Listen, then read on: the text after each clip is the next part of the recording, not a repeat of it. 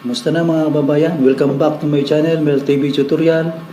Merry Christmas and Happy New Year sa atin lahat. Ito yung bonus episode natin for the end of this year, 2023. Pag-usapan natin tungkol sa 13-month pay.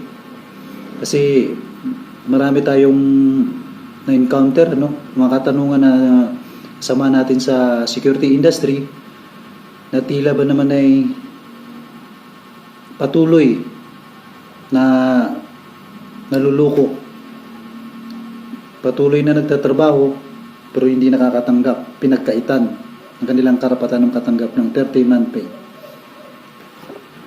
Without ado, umpisa na natin. The idea for 13-month pay came first from the Philippines as a long-standing tradition to help families to cover the cost of their Christmas holiday celebration. ALO was officially passed noong 1975, mandating the bonus as a response of the minimum wage, mga kababayan. In a payroll term, mga kababayan, 13-month pay is an extra wage, usually equivalent to 1 month.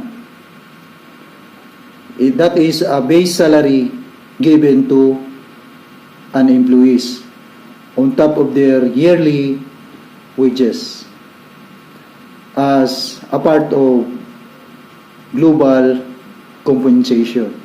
Papaliwanag natin yan lahat mamaya. I-explain natin para mas naiintindihan na ating mga kababayan.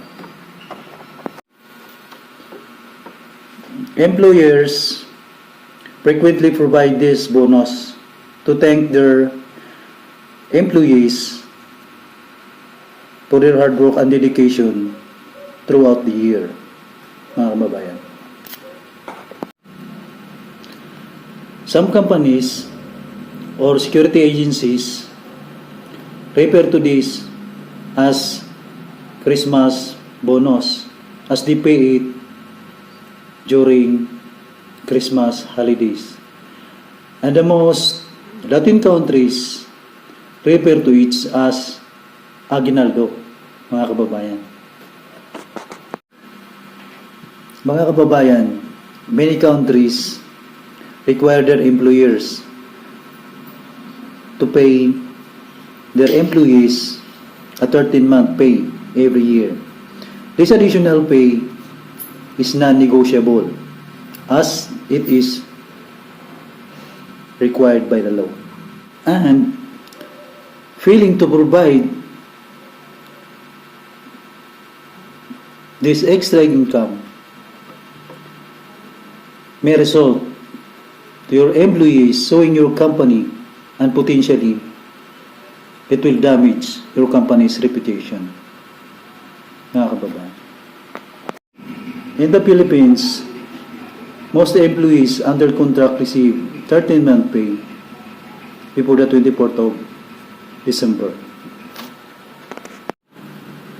In most countries, the standard way of calculating the 13-month pay salary is to divide the total annual pay by 12. And that amount is then added to the employee's salary at the end of the year, mga kababayan. So napakalinaw mga kababayan ng ating explanation dito tungkol sa 13-month pay. So ngayon, para lumbos maintindihan, sasagutin natin mga katanungan ng ating mga security personnel. Nakakalungkot isipin na marami pang mga security agencies ngayon ang gumagawa ng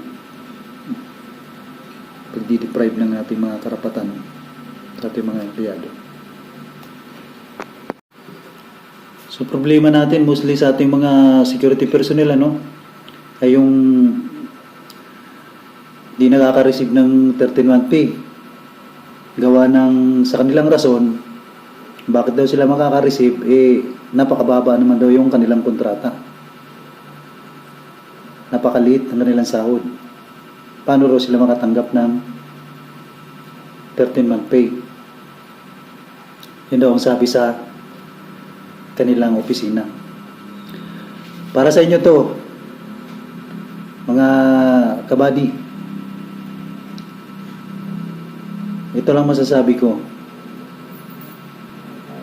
Ang burden ng pagbibigay ng 13-month pay, kasananan nila kung bakit sila kumuha ng mababang contract doon sa mga kliyente. Ang burden na sinasabi ko, nasa kanila ang responsibilidad sa bawat mga empleyado. Kailangan, you must abide the law. Kasi dahil dito sa Pilipinas, ay kailangan mabibigyan ka ng o karapatan mo mag-receive ng 13-month pay from your employer. Hindi mo kasalanan yan. Kasalanan niya ng yung employer.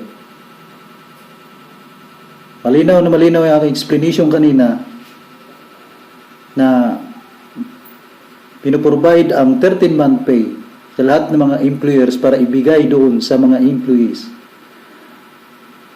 para magpapasalamat sa kanilang mga workers sa kanilang dedication at hard working sa kanilang mga trabaho.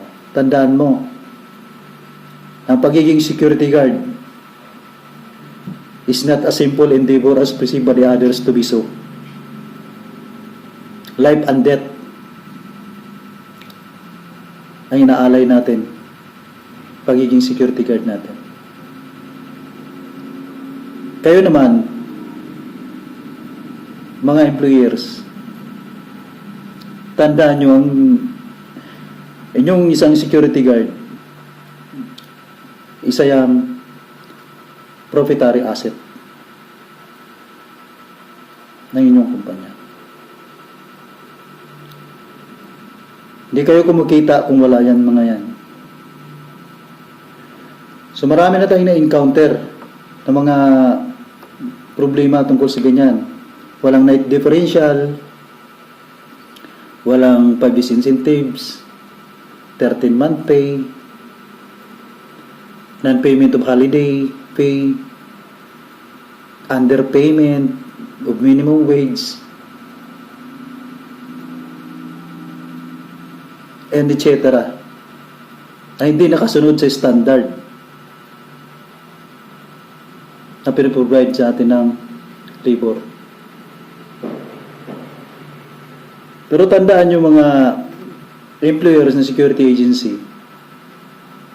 burden nyo na bigyan ang lahat. Dahil meron niyang karapatan ang ating mga empleyado na kukunin sa inyo ang hindi nyo ibinibigay sa kanila in legal way by means of lawful complaint, money claim sa labor. Naintindihan ba natin mga kababayan? Sa ating mga kasama, mga security guard, hindi ba nyo nakikita yung sitwasyon mga na panganib? Buwis buhay.